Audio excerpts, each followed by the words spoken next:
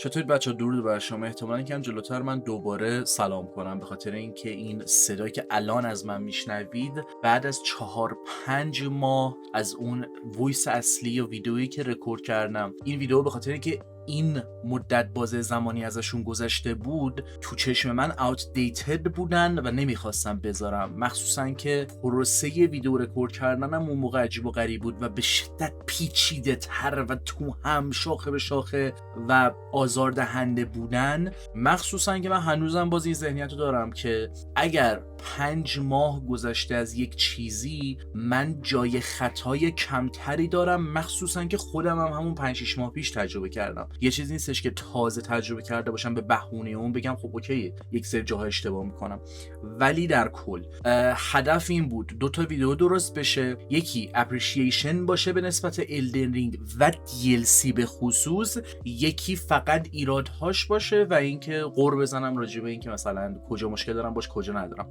هر دو این ویدیو یک سری جاها یک سری حرف هم حذف میشن، به خاطر همین جمله بندیم یا اون شکل گفتار و تجربه ویدیو ممکنه آزاردهنده باشه. اگه اذیتتون میکنه خب از الان دعوتتون میکنم اینکه ویدیو رو تماشا نکنید. اگه نه دوست دارید بشنوید چی تو ذهنم میگذشت و این حرفا یا چی ضبط کردم، بدونید که یه ذره به هم ریخته است دیگه.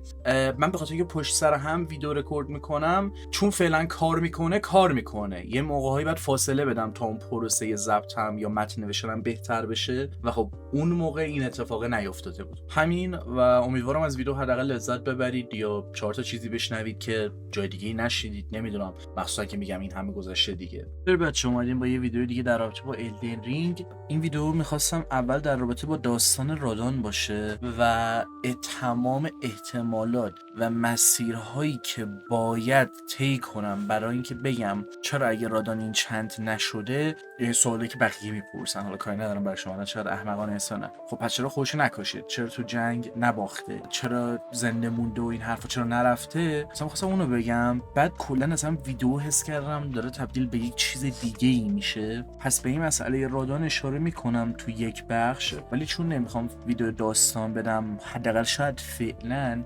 ممکنه یک سری قرقر بکنم در رابطه با بازی، خیلی کم ولی بیشتر کل هدفم برای این ویدیو اپریشیت کردن یک سری چیزهایی که دوست داشتم در رابطه با داستان و یک سری چیزا و حالا فهمیدن یک سری چیزا یا طرح کردن یک سری چیزا واسه بحث کردن کنار هم و لذت بردن از چیزی که دوستش داریم. و اینم بگم این ویدیو حالا شاید یه ذره رندوم شاخه به شاخه یا کامل به نظر نیاد، کامل نیست، خیلی چیزای بیشتری سورس دارن که بخوای اپریشیت کنی، ولی این ویدیو همینطوری خواستم امتحان کنم ببینم چی میشه و شاید روی این موضوع بعداً سوار شدم، ولی چون ممکنه نشم طبق همونطوری نمون که حداقل یه ویدیویی که فعلا میتونم بدم و همینطوری بدم دیگه.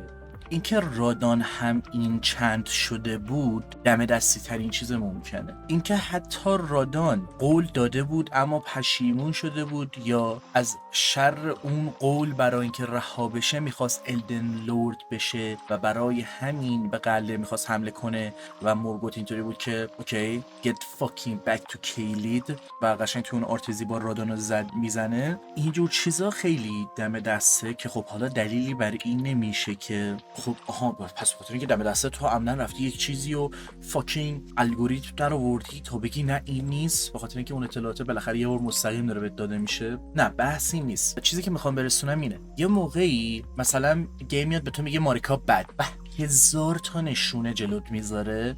یکی از چیزایی که برای من جذابه اینه که ببینم چطور من میتونم اون یه احتمال یا چند احتمال رو با خود همون مدرک و چیزهایی که مثلا بازی میده یا با چیزهایی که میتونم از طریقش اثر رو کانتکستوالایز کنم در بیارم تا اون شخصیت رو خاکستری یه مقدار سفیدتر کنم. سفید که معمولا نمیشه، یه مقدار خاکستری تر میشه و مثل این برین رات چند وقت مخاطبا نیستش که اوه موگ بعد موگ پردیتور. خب الان فهمیدیم که میکوئل استد شده بود دیگه. موگ خوب، همه کارهای بدش یهو از جلو چشام حذف میکنم. ماریکا تراژدی، خب دیگه همه کارهای بدش یادم رفت. نه، هم اون هست همین بر قضیه، چرا یه بخش یهو کامل حذف میشه. حالا جدا از اون که از این قضیه سولز ها من لذت میبرم، یه چیز دیگه که دوست دارم، بر فرض اگر بگیم رادان خب چندین حالت داره ولی اگر تقسیمش کنیم به این که این چند شده یا بالاخره نشده، در هر دو حالت برای من جذابه، در هر دو حالت یک تراژدی میتونه باشه، در هر دو حالت زیباست. به خاطر اینکه اگر رادان این چند شده باشه، بار اول تو به اون یک مرگ شرافتمندانه میری و از دست رات راحتش میکنی و تمام فشار و مسئولیتی که رو دوشش بوده که البته گند میزنی و ستاره ها به زمین میان که نتیجه خوبی هم نداره. حالا اونقدر این دیتیل وارد لور نمیشم.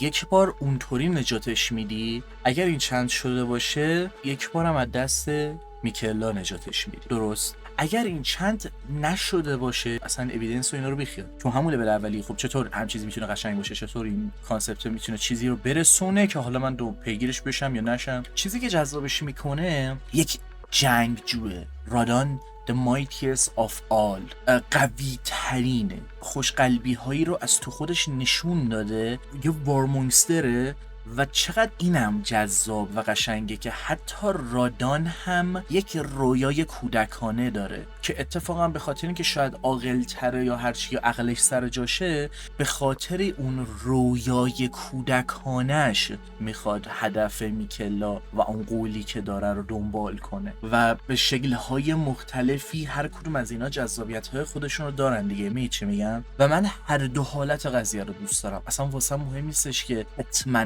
حقیقت کدومه، یا یک سری جاها 100% به خاطر آیتم ها یا تمام چیزهایی که گیم جلوم قرار داده واقعا متوجه میشم که اوکی حقیقت محض اینه، یا اگه متوجه نمیشم خب برفرض الان میگیم ما این دوتا تئوری یا این دوتا داستان رو داریم که یکی از ایناست اوپن اندینگه، حالا هر چی که میتونی بگی جفتش زیباست. حتی شاید مثلا بتونی بگی همین که مثل یه بچه پراود میمونه رادان و اینطوری که موهای قرمز بابامو دارم، گادفری رو دوست دارم، میخوام مثل اون باشم، که در نهایت مثل اون هم میشه. چطور حالا گادفری رادان کنار هم قرار میگیرن و چقدر یک سری چیزها جذابه. واقعا این اجازه رو به هم نمیده که این کرکتر اونطور که باید کردیت نگیره تو DLC، حالا چه به بهونه گیم پلی باشه چه یک سری چیزهای دیگه. واقعا کرکتر با ارزشیه و از هر طرف نگاه میکنی داستانه درست در اومده. یه منفی نگاه میکنی درست، مثبت نگاه، خاکستری به عنوان کسی که تصمیم خودشه، چه دونم کورکورانه داره تصمیم میگیره،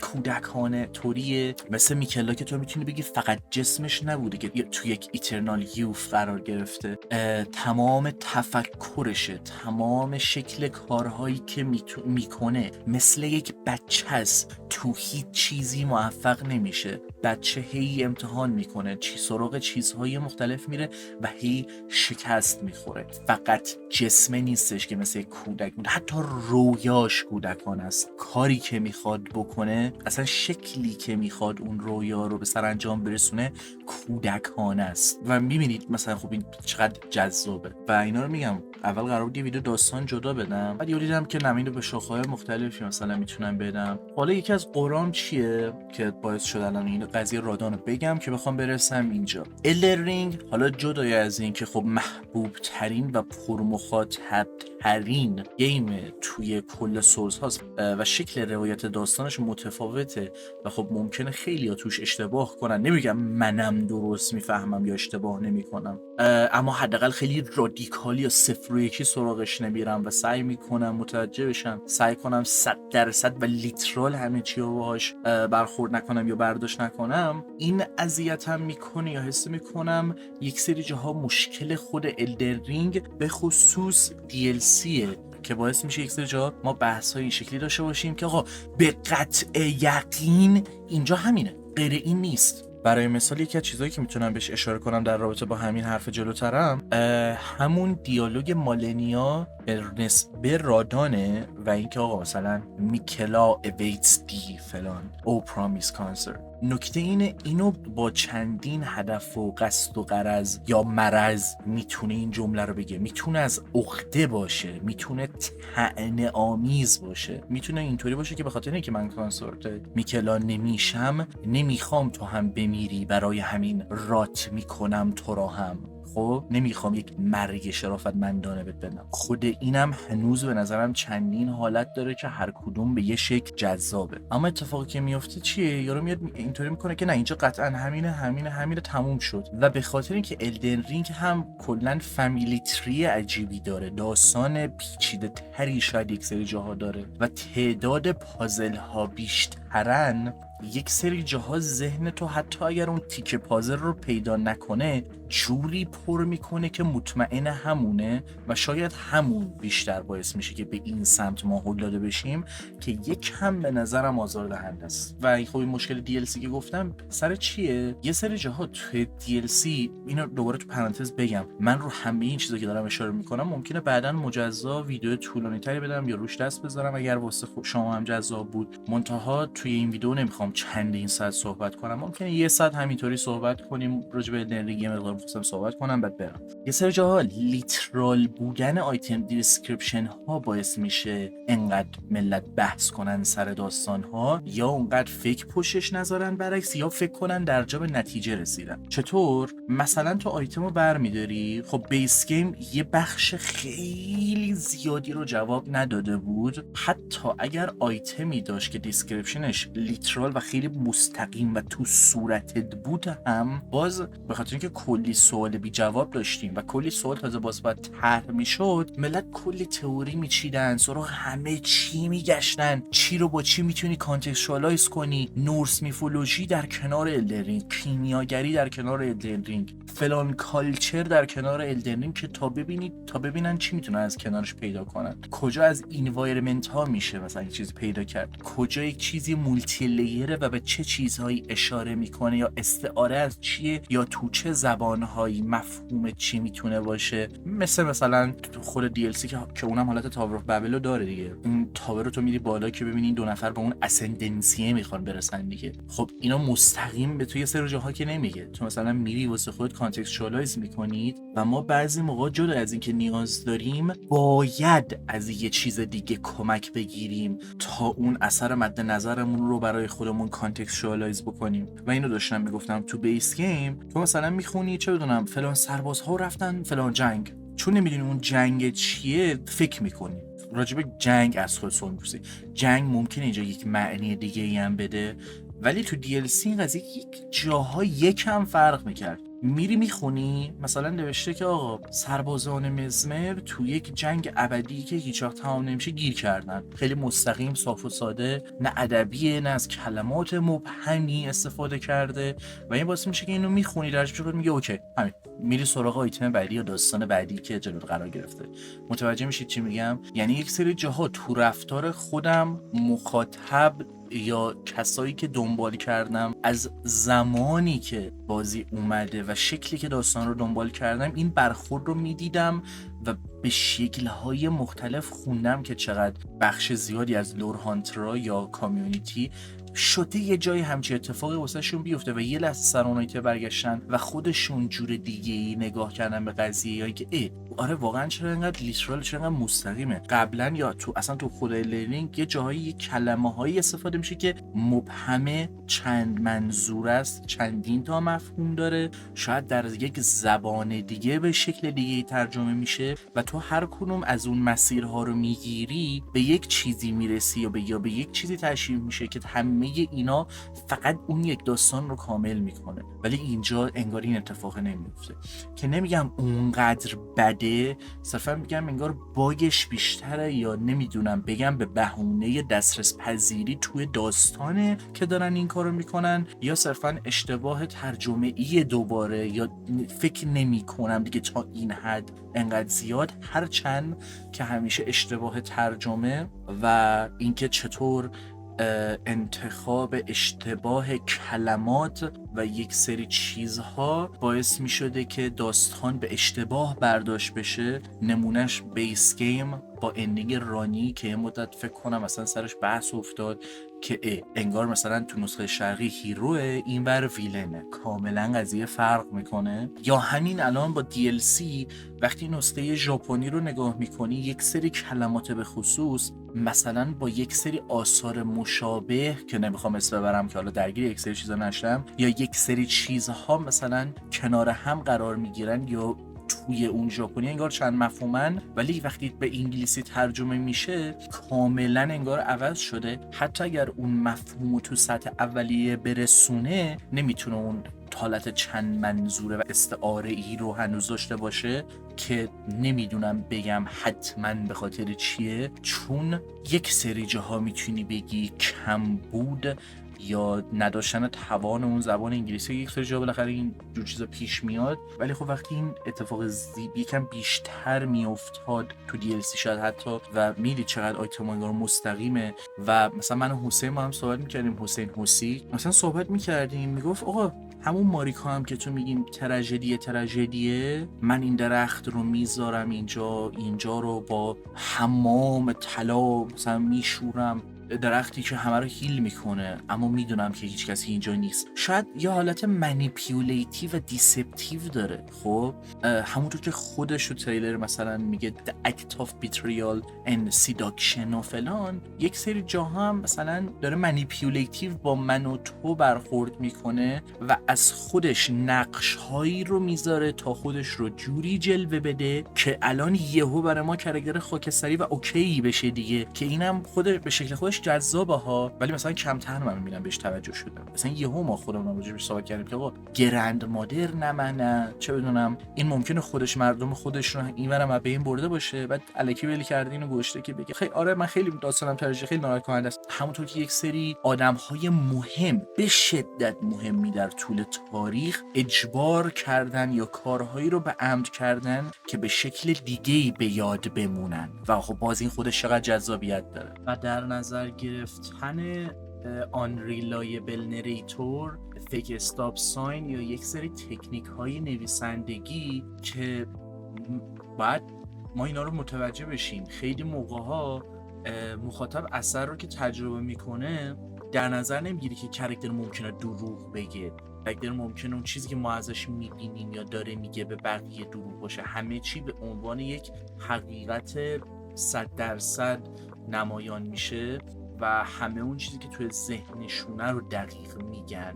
خب اگه داستان نخواد این کار رو بکنه و از یه سری تکنیک‌های نویسندگی استفاده کنه چطور این کار میکنه؟ اونم مخصوصا توی شکل استوری تیلینگی که الرنینگ داره و انگار یک سری جا تو رو کمتر خودی میده به سمت اون قضیه که خب منطقی هم هست. توی بیس کم 1000 تا سوال پیش اومده که تو نمیخوای همه اون سوال رو وحشتناک الکی بیشتر بکنی، مخصوصا با احتمال و در نظر گرفتن اینکه کات کانتنت نه که نبوده، قطعا بوده، زیاد بوده شاید تو DLC و همین الان هم میبینیم اون آیتم باترفلای اگه اشتباه نکنم مثلا از طریق اون ما اینطوری بودیم که اوکی پس ملینا اگه اسمش اشتباه نگم با مزمر مثلا خواهر و برادرن و اون بچه اول حساب میشن، اون بخش مربوط به خواهر کاملا حذف شد تو پچ جدید. چی داره میشه؟ چه اتفاقی داره میافته؟ نه از یه طرف اونقدر که باید مستقیمه، نه از یه طرف اونقدر که باید مبهمه و یک درگیری عجیبی یک سری جا باش هست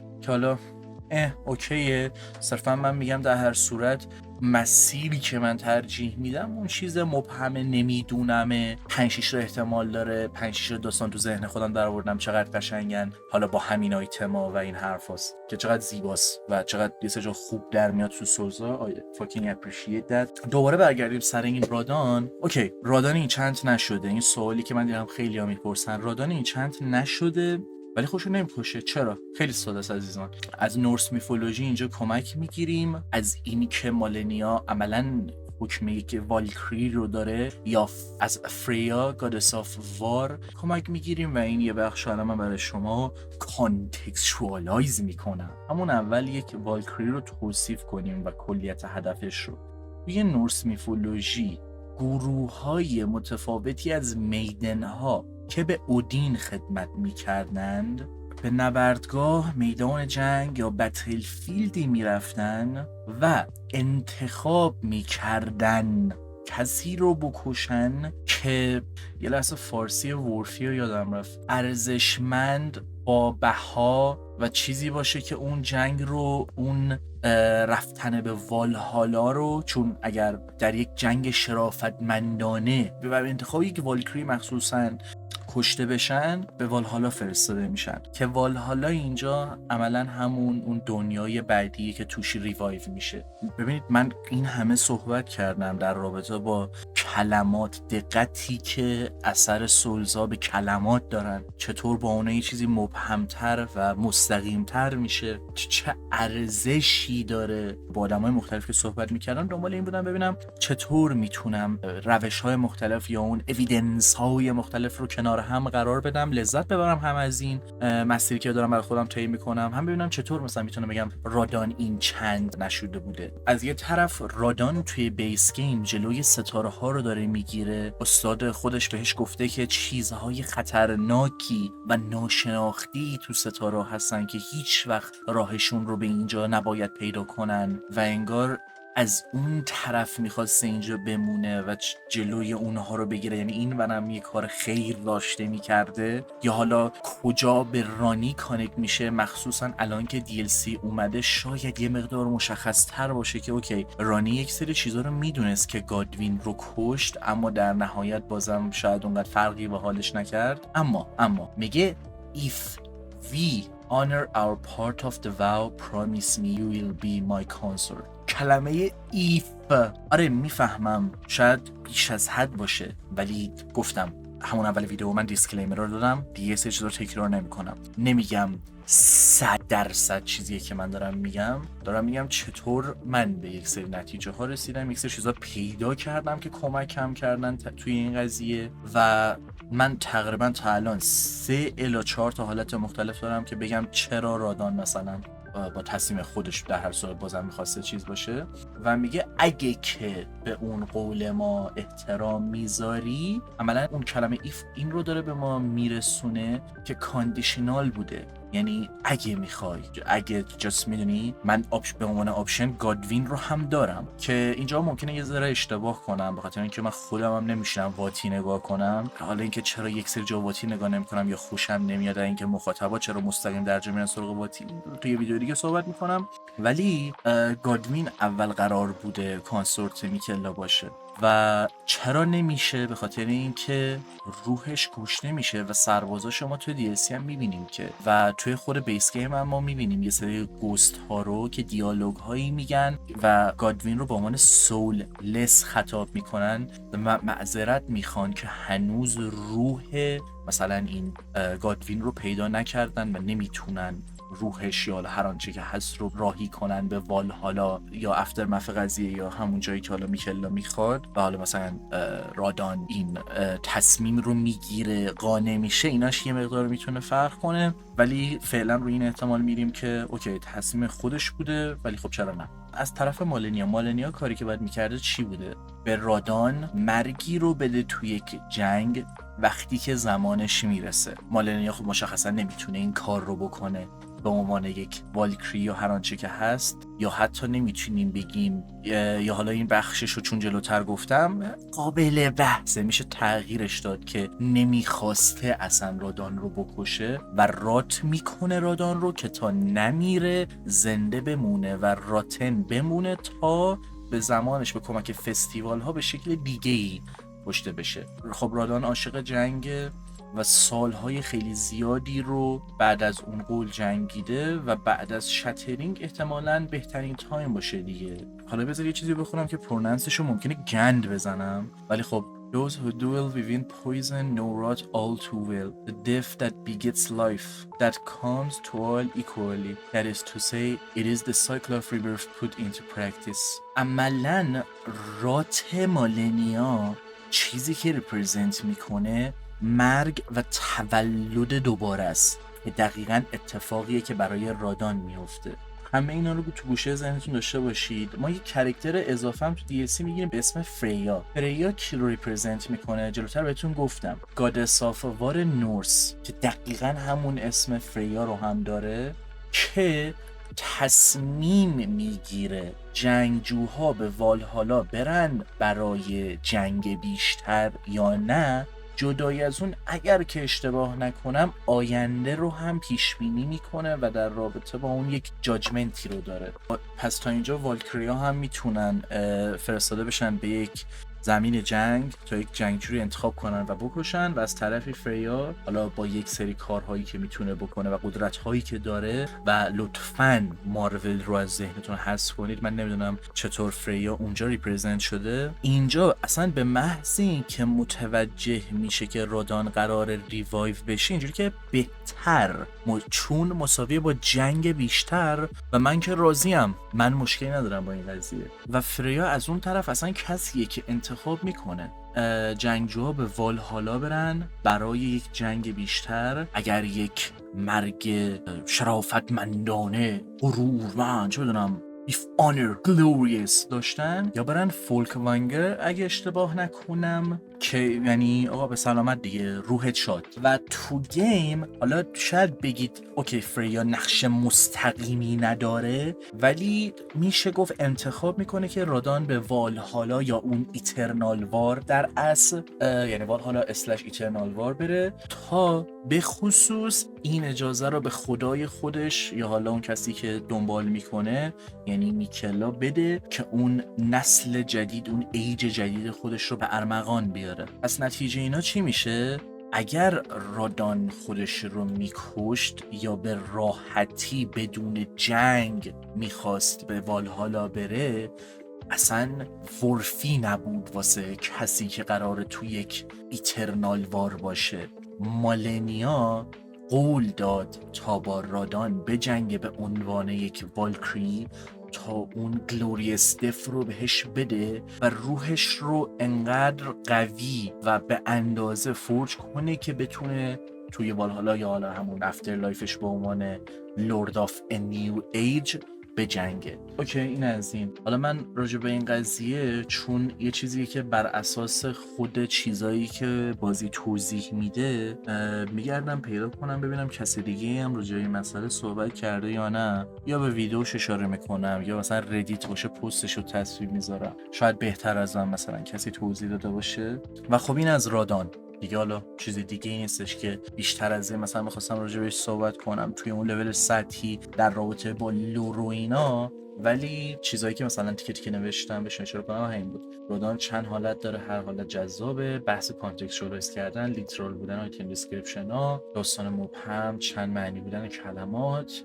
پارالل استوری تلینگ. یکی از چیزایی که واسه من توی بازی خیلی جذاب بود پارالل استوری تلینگ بود که داشت با DLC. یعنی چی؟ یعنی من بیس گیم رو بازی میکنم و میرم سراغ DLC، میرم به اندینگ میرسم، پیش خودم میگم این چرا اندینگ نداره؟ نه اندینگ داره، اندینگش همون بیس گیمه، به خاطر اینکه همون مسیر دوباره تکرار میشه. یک سری جاها گذشته اتفاقاتی که رخ داده واسه یک سری کرکترها و درست درکشون نکردیم تو DLC با یک سری کرکترهای دیگه که دارن همون مسیر رو طی میکنن تعریف میشه، یا آینده یک سری چیزها. مثلا میگم قبل از فایت رودان اون داگ فایتی که بین NPC ها هست و درگیری بین باورها، اعتقادها و هر آنچه که هست و حالا هر چقدر زیباست یه چیزی رو نشون میده و خیلی به نظرم قشنگه. اصلا برای چی اندینگ نداره؟ چون اندینگش رو همون جلوتر به تو نشون داده که این سیستم کار نمیکنه. تو وقتی به زور بخوای دنیایی رو بسازی که همه تحت این چنت تو یا باور بیش از حد یا به زور زیر سایه تو بخوان باشن توی یک دنیای صلح آمیز قرار میگیرن، کار نمیکنه و به محض اینکه شما به شادو کیپ میرسید و اون این چنت میشکنه، میبینید که چطور این پیسی ها با هم درگیر میشن، کجا مخالفن، کجا متوجه میشن که من اصلا میکلا رو چرا دارم دنبال میکنم. و عملا دیگه محدودیت میکلاست که اصلا چقدر از لند بیتوین رو بتونه این چند کنه یا نکنه، و اون کسایی که این چند نمیشن قطعاً میان درگیر بشن و این سیستم رو از بین ببرن. پس تو میدونی چی میشه. از اون طرف از طریق داستان میکلا متوجه میشی که ماریکا مثلا چه مسیری رو طی کرده و چطور شاید یک زمانی کرکتر خوبی بوده. میکلا بازم همون چیزی که جلوتر تو ویدیو گفتم، عیناً بدم میاد که انقدر سریع و هیز ویلن. نه اصلا تراژدی نیستش که تمام چیزی که داشت رو رها کرد. بخش زنانه خودش، فمینین خودش، هر چیزی که اسمش رو میشه گذاشت، تک تک وجودش رو در تمام اون لند رها کرده. یک تیکه دستش رو پیدا میکنی، یک تیکه قلبش رو پیدا میکنی. I abandon here my love. چیزی که عزیزتر از این حرفاست که بخوای رهاش کنی و این چیز رو بخوای رها کنی، مشخصا به اون ایدئولوژی که داری نمیتونی برسی. اصلا تو اون آدمی که عاشقانه میخواست خواهرش رو نجات بده یا یک سری کارها رو بکنه دیگه نیستی. چه جذابیتی داره، چقدر غم انگیزه و خب چقدر ساده باهاش برخورد میشه یک سری جا. حالا کاری ندارم، این اون بخشه که میتونه نشون بده چطور خب ماریکا هم همچین مسیری رو طی کرده، یک زندگی معمولی رو داشته، ولی به خاطر اتفاقی که با مردمش افتاده یا تمام کارهایی که با اینا میکردن، اینا دیگه عملا تبدیل به قارچ و جار و هر چیزی میشدن توی اون لند تا سینت بشن. میگم حالا وارد اون دیپ لوره نمیشم، دیپ لوره هم که حالا اینا چیزا دم دسته، ولی خب چطور ماریکا از یک جایی به بعد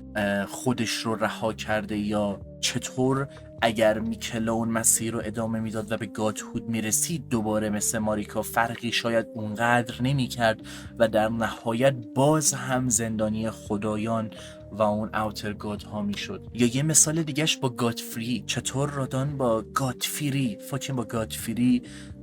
پارالل میشه. و حالا یه چیز راجع به گاتفری گفتم، چقدر قشنگ بود. مثلا تو در رابطه با گاتفری، وقتی با گاتفری فایت میدی، سروش داره قدرتهاش رو محدود میکنه و وقتی سروش رو میکشه بیسیکلی داره میگه که آقا من یک فایت 1-1 با تو میخوام که قدرتم به عنوان یک جنگجو خورالوکس تارنیشت، یا اون چیزی که منو به اینجا به اولین الدن لورد رسونده، اون چیز نوبل فیکی که الان هست، نه اون چیزی که منو به اینجا رسونده، با تمام قدرت خودم، نه با یک لیمیت، میخوام با تو بجنگم.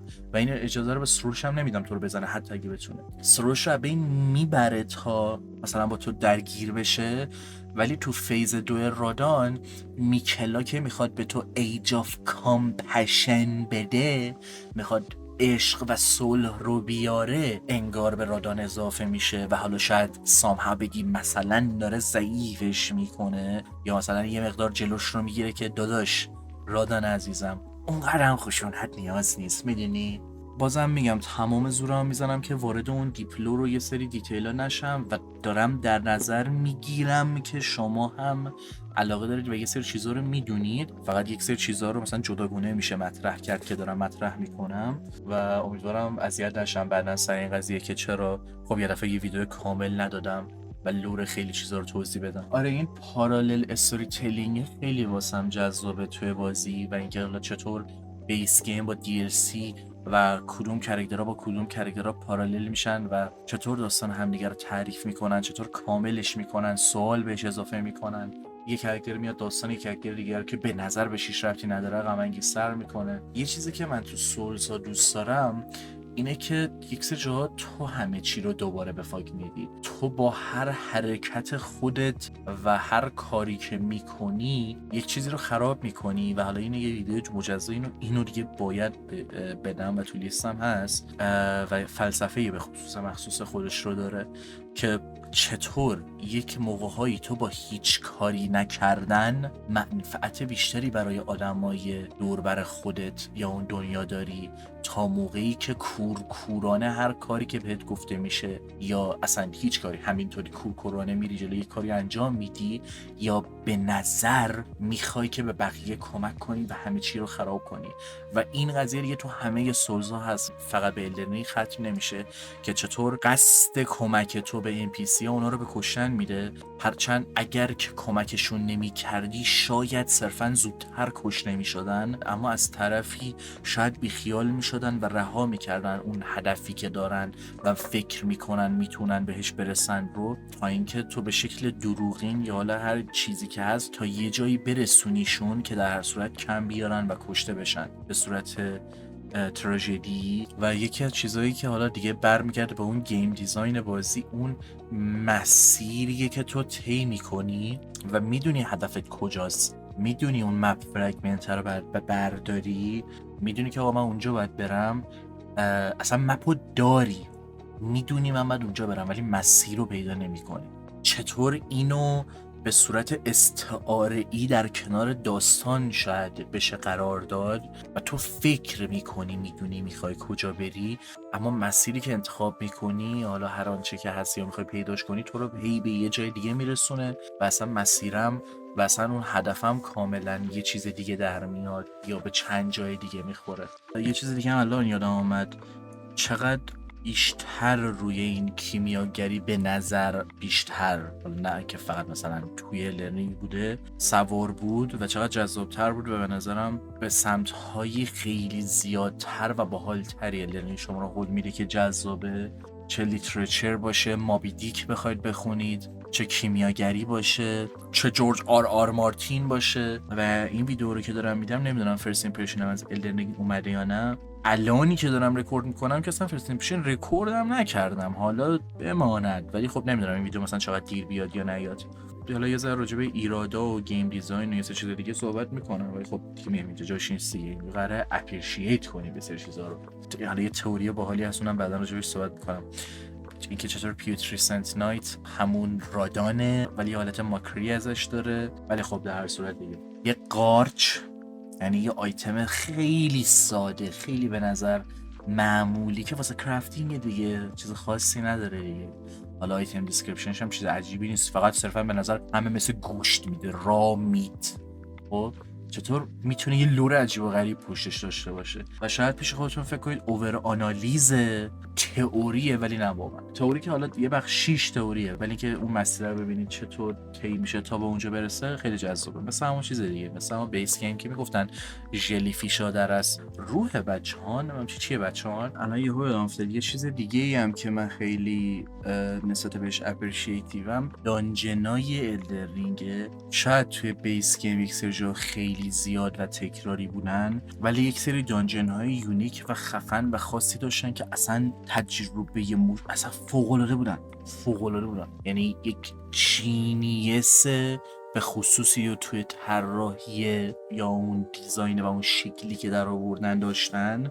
و چطور توی DLC یهو مثلا میبینی یکی دو تا دانجن هستش که سوار میشه بر هر آنچه که مثلا توی بیس گیم هست. حالا قابل بحثه ها، نه حتما، ولی چقدر به نظرم آندرریتد صحبت راجع به دانجنای الدن رینگ، حالا چه DLC چه بیس گیم، مثلا به طور کل دارم میگم. اصلا قبل از اینکه DLC بیاد من یه مدت تو تلگرام و این برابر اگه اشتباه نکنم بحث دانجنا رو میکردم و مثلا یه کلیپ شورت پیدا کردم اون هی میفرستادم این برابر آقا نگاه کن چقدر خوبه. خب حالا که اینو دیدی تجربه اینو از دست دادی اشکالی نداره، ولی بیا بقیه دانجنا رو برو، مثلا اون یونیکا رو اون خفنا رو. مثلا چی بود یه سری دانجنایی که توی بیس گیم و DLC بود، مخصوصا DLC، اصلا کل مپ دیزاین و اون ورتیکالیتی که I fucking appreciate that too. یعنی چرا اینو نگفتم، کل ورتیکالیتی که توی مپ و اون شکل مپ اکسپلور DLC هست اصلا جای خود واقعا میبوسم شما رو بابت هم چیزی که ساختید. همین فعلا حالا چیز دیگه بزنم نمیرسه. کلا که با رکورد و روند این ویدیو لذت بردم و امیدوارم برای شما همینطوری بوده باشه. دمتون گرم که این ویدیو رو تماشا کردید. چیز دیگه ای نمیمونه، بازم امیدوارم چیزی جا نذاشته باشم. من چندین بار پاس کردم، سرچ می‌کردم، اینطوری بودم که فعلا که حال ندارم ویدیو ببینم، ولی مثلا ذهنم جرقه میخوره یا ببینم چیز به خصوصی هست که بخوام توی این ویدیو بهش اشاره کنم یا نه، ولی دیگه واقعا مغزم نمیکشه. همین، شب و روزگار خوش.